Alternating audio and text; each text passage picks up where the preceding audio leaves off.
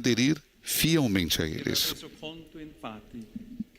Na verdade, ele percebeu que só assim tudo encontraria o seu lugar no grande desígnio do Senhor. Sim, porque o maior risco da vida é desperdiçá-la fora do projeto de Deus. Também Jesus, no Evangelho, fala-nos de um projeto ao qual devemos aderir totalmente. Ele diz: quem não tomar a sua cruz para me seguir, não pode ser meu discípulo. E ainda, qualquer de vós que não renunciar a tudo o que possui, não pode ser meu discípulo. Assim, convida-nos a aderir sem hesitação à aventura que Ele nos propõe, com a inteligência e a força que vem do Seu Espírito, e que podemos acolher na medida em que nos despojamos de nós mesmos, das coisas e ideias às quais estamos apegados, para nos colocarmos à escuta da Sua palavra. Muitos jovens, ao longo dos séculos, tiveram de enfrentar esta encruzilhada na vida. Pensemos em São Francisco de Assis. Tal como Salomão, também ele era jovem e rico, sedento de glória e fama. Por isso partiu para a guerra, na esperança de ser nomeado cavaleiro e cobrir-se de honras. Mas Jesus apareceu-lhe ao longo do caminho e fez-lhe refletir sobre o que estava a fazer. Recuperando a lucidez, dirigiu a Deus uma pergunta simples: Senhor, o que queres que eu faça? E a partir daí, voltando atrás, começou a escrever uma história diferente. A maravilhosa história de santidade que todos conhecemos, despojando-se de tudo para seguir o Senhor, vivendo na pobreza e preferindo o amor pelos irmãos, especialmente os mais fracos e os mais pequenos, ao ouro, à prata e aos tecidos preciosos do seu Pai. E quantos outros santos e santas poderíamos recordar? Às vezes nós os retratamos como grandes personagens, esquecendo que tudo começou para eles quando, ainda jovens, responderam sim a Deus e se entregaram totalmente a Ele, sem guardar nada para si mesmos. Santo Agostinho conta a esse respeito que no nó tão complicado e emaranhado da sua vida, uma voz no seu íntimo lhe dizia: eu quero a ti. E assim Deus deu-lhe uma nova direção, um novo caminho, uma nova lógica, em que nada da sua existência se perdeu. Nesse contexto, hoje, olhamos para São Pier Giorgio Frassati e São Carlo Acutis, um jovem do início do século XX e um adolescente dos nossos dias, ambos apaixonados por Jesus e prontos a dar tudo por Ele.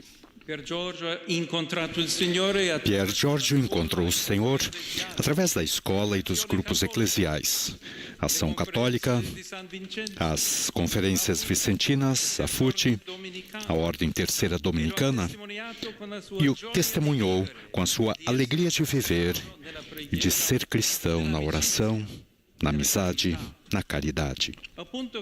A tal ponto que, ao vê-lo circular pelas ruas de Turim, com carrinhos cheios de ajuda para os pobres, os amigos o rebatizaram de Empresa de Transportes Frassati. Ainda hoje, a vida de Pier Giorgio representa uma luz para a espiritualidade laica. Para ele, a fé não era uma devoção privada. Impulsionado pela força do Evangelho e pela pertença associações eclesiais, se comprometeu generosamente na sociedade, deu a sua contribuição à vida política, dedicou-se com ardor ao serviço dos pobres. Carlo, por sua vez, encontrou Jesus na família, graças aos seus pais, Andrea e Antônia, presentes aqui hoje, com os dois irmãos, Francesca e Michele.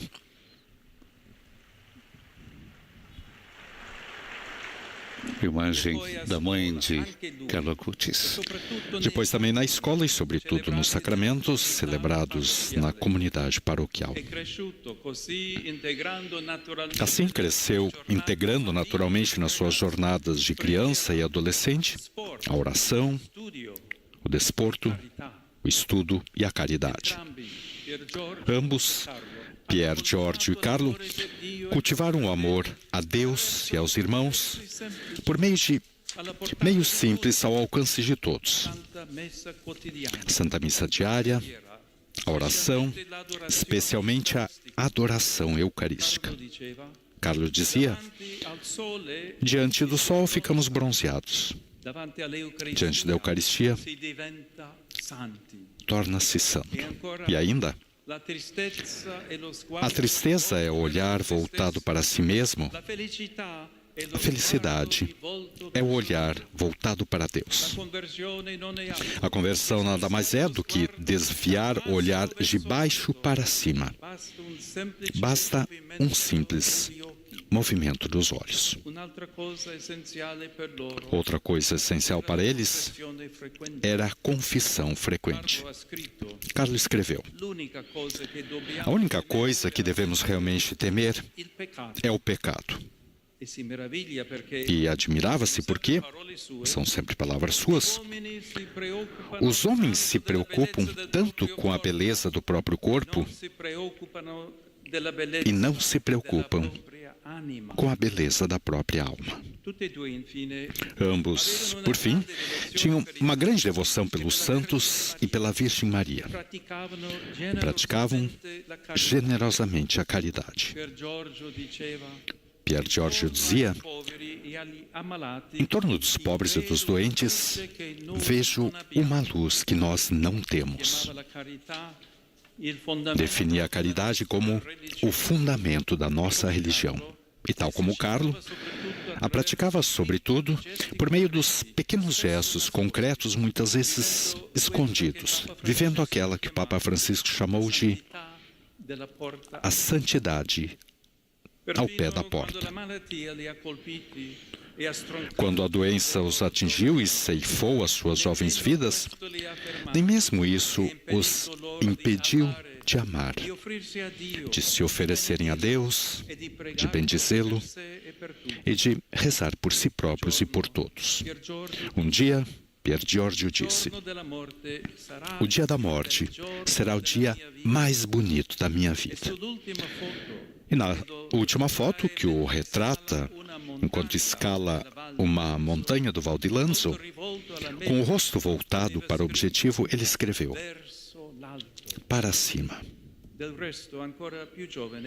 Além disso, ainda mais jovem, Carlo gostava de dizer que o céu nos espera desde sempre e que amar o amanhã é dar hoje o melhor de nós mesmos. Queridos, os santos Pier Giorgio Frassati e Carlo Acutis são um convite dirigido a todos nós, especialmente aos jovens, a não desperdiçar a vida, mas a orientá-la para o alto e a fazer dela uma obra-prima. Eles nos encorajam com as suas palavras. Não eu, mas Deus, dizia Carlo. E Pier Giorgio: se tiveres Deus no centro de todas as tuas ações, então chegarás até ao fim. Essa é a fórmula simples, mas vencedora da sua santidade. E é também o testemunho que somos chamados a seguir para saborear a vida até o fim e ir ao encontro do Senhor na festa do céu. Palavras conclusivas Papa Leão, a sua homilia na celebração eucarística deste domingo,